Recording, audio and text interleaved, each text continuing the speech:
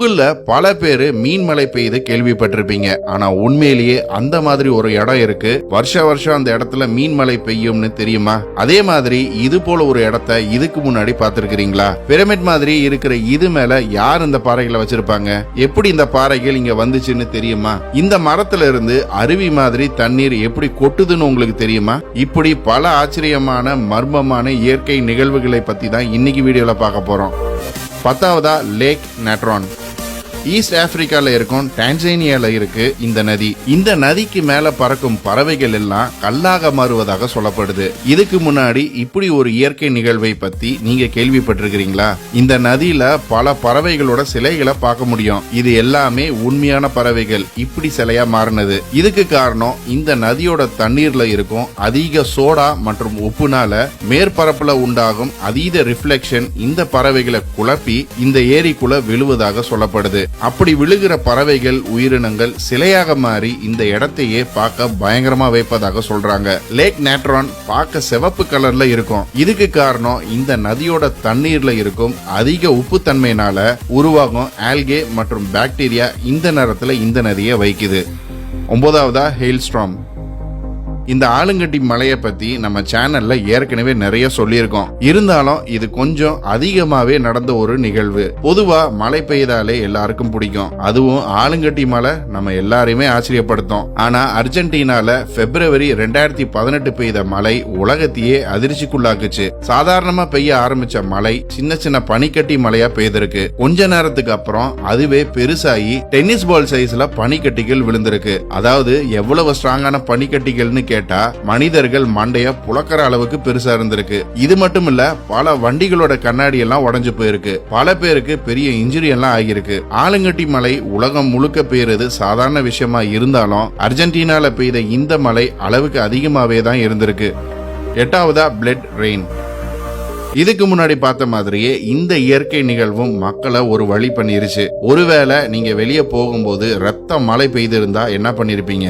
ஏதோ பேய் பட சீன் மாதிரி இருக்குன்னு நம்ம எல்லாருமே அதிர்ந்து போயிருப்போம். ஆனா இயற்கை இந்த மாதிரி ஒரு நிகழ்வை அப்பப்போ நடத்துது. இது ரத்த மழை கிடையாது. இந்த மழை நீர் சிவப்பு கலர்ல இருக்க 2 காரணம் இருக்கலாம்னு சொல்லப்படுது. ஒன்னு, ஏதாவது விண்வெளியில இருந்து கல்லு விழுந்திருக்கலாம். இல்லைன்னா வேற கிரகத்தோட செல்ஸ் மழை நீர்ல கலந்திருக்கலாம்னு கெஸ் பண்ணாங்க. ஆனா சயின்டிஸ்ட் 2001ல இந்தியாவில் பெய்த இந்த மழையில ஆல்கே ஸ்போர்ட்ஸ் இருந்ததாக கண்டுபிடிச்சாங்க. 2012ல ஸ்ரீலங்கால பெய்த இந்த சிவப்பு மலைக்கு காரணமும் அதே ஆல்கேன்னு கண்டுபிடிச்சாங்க. யூரோப்ல பெய்த இதே ரத்த மலைக்கு சிவப்பு தூசி, அதாவது ஆப்பிரிக்கால இருந்து கிளம்பின தூசி யூரோப்ல இந்த கலர்ல மழை பெய்ததுக்கு காரணம்னு கண்டுபிடிச்சாங்க. மொத்தத்துல இந்த உலகின் எந்த மூக்குல இருந்து எது பண்ணாலும் அது எல்லாரையுமே பாதிக்குங்கிறதுக்கு இது ஒரு உதாரணம். 7வதா நார்வேஜியன் டெட் ஹெரிங்ஸ். 2012ல நார்வேல இருக்கும் ஒரு கடற்கரை ஓரம் இவ்வளவு மீன்கள் செத்து மிதக்கிறத பார்த்து அந்த ஊரே அதிர்ந்து போச்சு. இன்னைக்கு வரைக்கும் இவ்வளவு மீன் எதுக்காக இறந்துச்சு, எப்படி இறந்துச்சுன்னு யாராலுமே சொல்ல முடியல. பல சயின்டிஸ்ட் அவங்க அனுபவத்தை வச்சு இப்படி இருக்குமோ அப்படி இருக்குமோன்னு கெஸ் தான் பண்ணாங்க. யாராலையும் சரியா சொல்ல முடியல. கிட்டத்தட்ட 20 டன்னுக்கும் மேலான மீன்கள் இப்படி இறந்து மிதக்கிறத பாக்குறதுக்கு ரொம்பவே அதிர்ச்சியா இருந்திருக்கு. 2012ன்னு வந்த படத்தை நீங்க எல்லாருமே பார்த்திருப்பீங்க. அந்த படத்துல 2012ல உலகம் எப்படி அழிய போகுதுன்னு சொல்லி இருப்பாங்க. அதுக்கு ஏத்த மாதிரி இந்த மீன்கள் 2012 ஜனவரி இறந்து போனதை பார்த்து பல பேர் உண்மையிலேயே 2012ல உலகம் அழிய போகுதுன்னு நம்பினாங்க. சில நிபுணர்கள் இந்த மீன்கள் ஏதாவது சூறாவளியில மாட்டி இறந்திருக்கலாம், இல்ல பெரிய மீன்கள் வேட்டையாடும் போது இந்த மீன்கள் கரையோரம் ஒதுங்கி இறந்து போயிருக்கலாம்னு யுகிக்கிறாங்களே தவிர்த்து சரியான காரணத்தை இப்ப வரைக்கும் யாராலையும் கண்டுபிடிக்க முடியல. 6வதா ஷானே திம்பிக்ஷா. அமேசான் காடுகளும் சரி நதிகளும் சரி ஒவ்வொரு நாளும் புது புது மர்மமான விஷயங்களை ஆராய்ச்சியாளர்களுக்கு கொடுத்துக்கிட்டே தான் இருக்கு. இப்போ நீங்க பாக்குற இந்த நதி அமேசான்ல இருக்கு. இதுதான் உலகின் ஒரே கொதிக்கும் நதி. இந்த நதி 6.5 கிலோமீட்டர் தூரம் நீளம். இதுக்குள்ள எந்த உயிரினம் விழுந்தாலும் தப்பிக்கிறதுக்கு வாய்ப்பே இல்ல. ஏன்னா இந்த நதியோட தண்ணீர் வெப்பம் குறைந்தது 45 டிகிரியில இருந்து அதிகபட்சமா 100 டிகிரி செல்சியஸ் வரைக்கும் இருக்கும். இப்படி கொதிக்கிறதுனாலதான் இதுக்கு கொதிக்கும் நதின்னு பேரு. இவ்வளவு சூடான தண்ணீர்ல நம்ம மட்டும் என்ன தப்பிக்கவா போறோம்? சரி, எதனால இந்த நதி இப்படி கொதிக்குதுன்னு கேட்டீங்கன்னா வேற என்ன, இந்த நதியை சுத்திலும் எரிமலைகள் இருக்கும்னு நினைப்பீங்க. ஆனா அதுதான் கிடையாது. இது இயற்கையாகவே கொதிக்குது. என்னன்னா பூமியோட மேண்டலுக்கு பக்கத்துல இருக்கிறதுனால புவி வெப்ப சாய்வுக்கு ஏற்ப இந்த நீர் சூடாகுது. இந்த நதியோட நீருக்குள்ள நம்ம கைய அரை செகண்ட் முக்கினா போதும் 3rd டிகிரி பர்ன்ஸ் ஏற்படும். 5வதா வாக்கிங் ராக்ஸ். இதுக்கு மிதக்கும் பாறை எனும் பேர் இருக்கு. யுஎஸ் கலிபோர்னியால இருக்கும் டெத் வேலி நேஷனல் பார்க்ல ரொம்பவே மர்மமான முறையில பாறைகள் சொந்தமா நகர்ந்து போயிருக்கு. எந்த ஒரு விலங்கோ இல்ல மனிதனோ இந்த பாறைகளை நகர்த்துறது கிடையாது. இந்த பாறைகள் நகர்ந்து போகும்போது அது வந்த வழியே ட்ரையல்ஸும் விடுது. இதை கண்டுபிடிக்க விஞ்ஞானிகள் இந்த பாறை மேல கேமரா, ஜிபிஎஸ் டிராக்கர்னு எல்லாத்தையும் இன்ஸ்டால் பண்ணாங்க. அப்புறம் ஆராயும் போது இந்த பாறைகள் ஒவ்வொரு நிமிஷத்துக்கும் 5 மீட்டர் நகர்ந்து போறத கண்டுபிடிச்சாங்க. இது ஒரு நைட்ல ஏற்படும் குளிர்ந்த டெம்பரேச்சருக்கு மெல்லிய ஐஸ் தரையில உருவாகிறதுனால இந்த பாறைகள் நகர்ந்து போகுதுன்னு கண்டுபிடிச்சாங்க. அப்படின்னா இந்த பாறை வந்த வழியில எப்படி ட்ரையல்ஸ் உருவாகுது? இந்த மர்மமான இயற்கை நிகழ்வுக்கு இப்போ வரைக்கும் பதிலே இல்ல. 4வதா டான்சிங் ஃபாரஸ்ட்.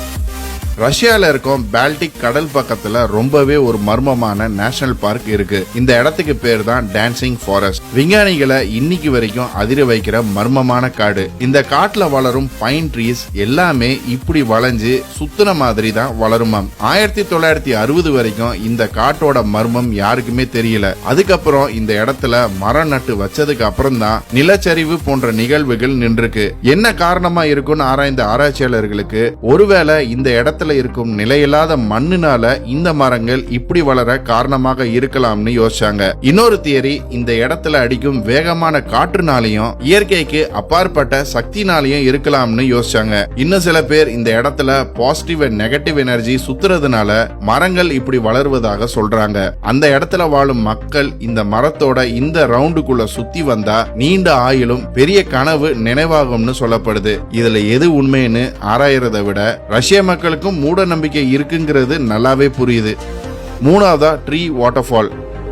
யூரோப்ல இருக்கும் மாண்டினீக்ரோங்கிற ஊர்ல இப்படி ஒரு மர்மமான மரம் இருக்கு. இதே மாதிரி ஒரு மரம் நம்ம தமிழ்நாட்டிலயும் இருக்கிறத ஒரு வைரல் வீடியோல பார்த்திருப்பீங்க. சரி, மாண்டினீக்ரோல மழை காலத்துல இந்த மரம் இப்படி அருவியாக மாறுமாம். இது ஒரு மல்பெரி மரம். பொதுவா உயிரோடு இருக்கிற மரத்துல இந்த மாதிரி நீர் வெளியே வராது. எப்பெல்லாம் நிலத்தடி நீர் அதிகமாகுதோ, பிரஷர் அதிகமாகுதோ, அப்போ அந்த நீர் இந்த மரத்துக்குள்ள இருக்கிற கேப்ல நுழைஞ்சு இப்படி வெளியே வருமாம். இந்த மாதிரியான இயற்கை நிகழ்வு உலகம் முழுக்க நிறைய இடத்துல நடக்கிறத நம்ம பார்த்திருப்போம். 2வதா எர்த் பிரமிட் ஆஃப் ரிட்டன். இத பார்க்கும்போது எவனோ 7 ஸ்டோன்ஸ் விளையாடி இருக்கான்னு நினைக்காதீங்க. இட்டாலியில இருக்கும் ரிட்டர்னுங்கிற ஊர்ல இயற்கையால் உருவாக்கப்பட்ட இடம் இது. இயற்கை இப்படி இந்த மணல் மலைக்கு மேல பெரிய பாறைகளை அடுக்கி வச்சிருக்கு. இந்த இடம் பூமியோட சக்தி இல்லாத, அதாவது நிலச்சரிவு அடிக்கடி ஏற்படுற இடத்துல பார்க்க முடியும்னு சொல்லப்படுது. மலையில இருக்கும் பாறைகளுக்கு அடியில மழை பெய்யும் போது நிலத்தடியில ஏற்படுற நீரோட்டம் நிலச்சரிவை ஏற்படுத்தும். இந்த பாறைகள் இருக்கிற இடத்தோட மணலுக்கு அழுத்தம் கொடுக்கும் போது அந்த பாறையை சுத்தி உள்ள இடம் மட்டும்தான் சரியும். இது அப்படியே நிக்கிறதுனால இந்த மாதிரி ஃபார்மேஷன்ஸ் உருவாகுது. இதுக்கு லேண்ட்ஸ்லைட் டவர்னு இன்னொரு பேரும் இருக்கு. இந்த எர்த் பிரமிட்ஸ் தொடர்ந்து உருவாகிக்கிட்டே இருக்கும். அதாவது இது சரிந்து திரும்பி புது வடிவம் எடுக்கும்னு சொல்லப்படுது. உண்மையிலேயே நம்மளை பிரமிக்க வைக்கிற ஒரு இயற்கை நிகழ்வு தான் இது. 1வதா ஃபிஷ் ரெயின். இந்த மீன் மலை பெய்யறத பத்தி நிறைய பேர் கேள்விப்பட்டிருப்பீங்க. ஏன் இந்த வீடியோவை ஏதாவது ஒரு சோசியல் மீடியாலயோ இல்ல யூடியூப்ல கூட பார்த்திருப்பீங்க. மீன் மலை பத்தி புதுசா எதுவும் இல்லைனாலும் இந்த உலகத்துல ஒரு இடம் இருக்கு. அங்க அடிக்கடி மழை பெய்யும் போது சில நேரங்கள்ல மீன் மலையும் பெய்யும்னு சொல்லப்படுது. மெக்சிகோக்கு பக்கத்துல இருக்கும் கல்ஃப் ஆஃப் ஹாண்டுராஸ்ல இருக்கும் ஒரு கிராமத்துல வாழும் மக்களோட நம்பிக்கையின்படி 18ஆம் நூற்றாண்டுல இருந்த பாதிரியார் பயங்கர வறட்சி காரணமாக 3 நாள் தொடர்ந்து பிரார்த்தனை பண்ண சொல்லியிருக்காரு.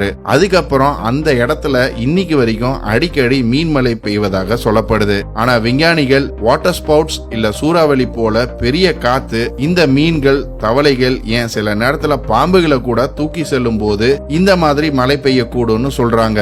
ஆனா இதுல மிகப்பெரிய கேள்வி என்னன்னா, கடலுக்குள்ள 200 கிலோமீட்டர் தூரம் உருவாகிற இந்த சூறாவளியோ இல்ல புயலோ எப்படி இவ்வளவு தூரம் இந்த மீன்களையும் தவளைகளையும் தூக்கிக்கிட்டு வந்து போடுது? கடல்ல இருக்கும் மற்ற உயிரினங்களை ஏன் தூக்கிக்கிட்டு வர மாட்டேங்குது? இந்த கேள்விக்கான பதில் என்னைக்குமே ஒரு தீர்க்கப்படாத மர்மம் தான். ஓகே கைஸ், இன்னைக்கு வீடியோ அவ்வளவுதான். நீங்க பார்த்த இந்த 10 இயற்கை நிகழ்வுகள்ல எது உங்களுக்கு புதுசா இருந்துச்சுன்னு கமெண்ட்ஸ்ல சொல்லுங்க.